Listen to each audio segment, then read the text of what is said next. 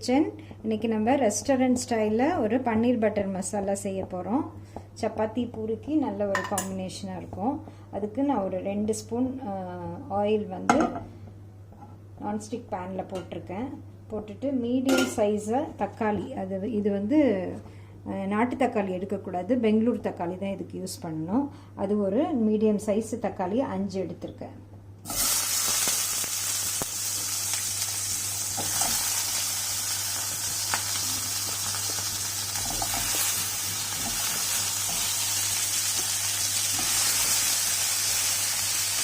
லைட்டாக வதக்கி விட்டுக்கணும்.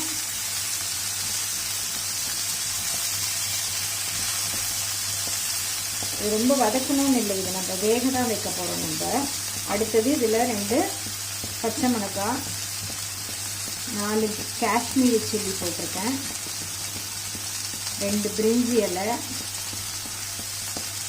2 பட்டை, 2 கிராம்பு, 2 ஏலக்காய், ஒரு 15 முந்திரி பருப்பு,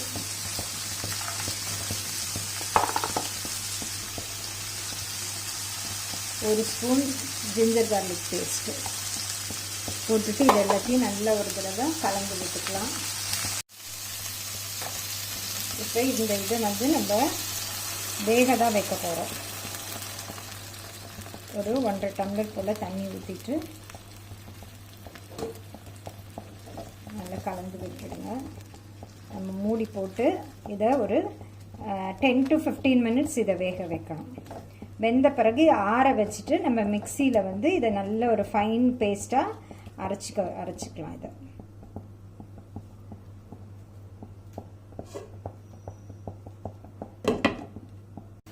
இப்போ நம்மளோட தக்காளி கொஞ்சம் நல்லா வெந்துடுச்சு. இந்த ஸ்டேஜில் நம்ம ஆஃப் பண்ணிடலாம். இந்த வாட்டரோடு இருந்தால் தான் நம்மளுக்கு வந்து பன்னீர் பட்டர் மசாலா நல்லாயிருக்கும். தக்காளி நல்லா வெந்திருக்கு பாருங்கள். இப்போ நம்மளோட தக்காளி ஆறிடுச்சு. மிக்சிங் பவுலுக்கு இதை ட்ரான்ஸ்ஃபர் பண்ணிக்கிறேன்.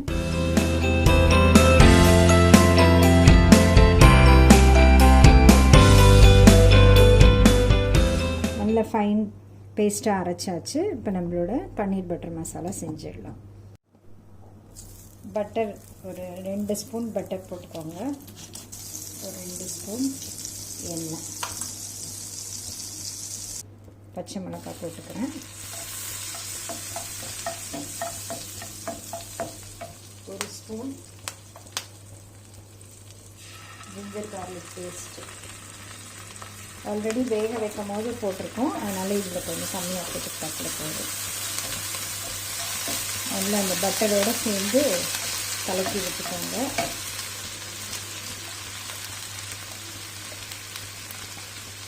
தனி மிளகாத்தூள் ஒரு ஸ்பூன் போட்டிருக்கேன்.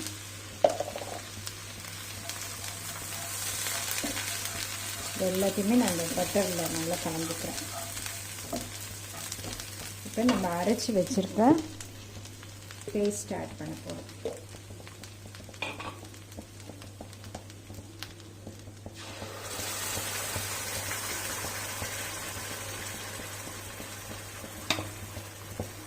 இப்போ இதை நல்லா கலந்துக்கணும். இந்த பட்டரும் இந்த நம்ம அரைச்சி வச்ச பேஸ்ட்டும் ஒன்று நல்லா கலந்துட்டு என்ன பண்ணணும், நம்ம க்யூப்ஸாக பன்னீர் ஒரு பேக்கெட் கட் பண்ணி வச்சுருக்கேன். இது 250 கிராம்ஸ்.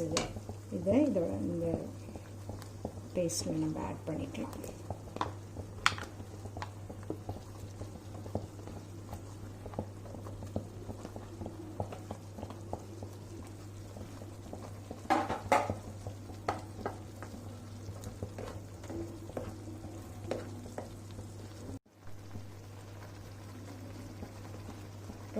ஒரு ஸ்பூன்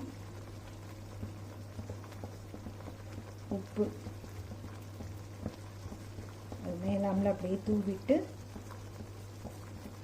மூடி வச்சிடலாம். இதை ஒரு ஸ்பூன் methi powder,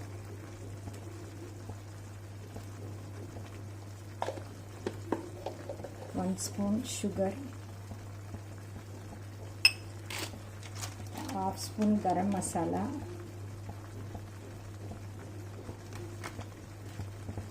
போட்டு திரும்ப நல்லா கலந்து விட்டுக்கலாம். இப்போ இதில் வந்து ஃபைனலாக நான் வந்து ஒரு 2 ஸ்பூன் அளவு க்ரீமு, ஃப்ரெஷ் க்ரீம் ஆட் பண்ணுறேன்.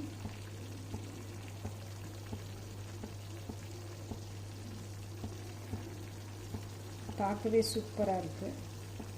போதும், நல்ல க்ரீமியாக இருக்குது.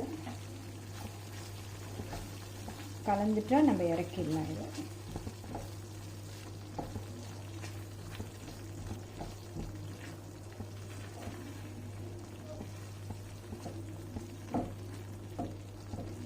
மேலே கொரியாண்டர் லீவ்ஸ் போட்டுட்டு கார்னிஷிங்க்கு இறக்கிடலாம். இது இப்போ நம்மளோட சூப்பரான டேஸ்டியான பன்னீர் பட்டர் மசாலா ரெடி ஆயிடுச்சு. இதே மாதிரி ட்ரை பண்ணி பாருங்கள் நீங்களும் வீட்டில்.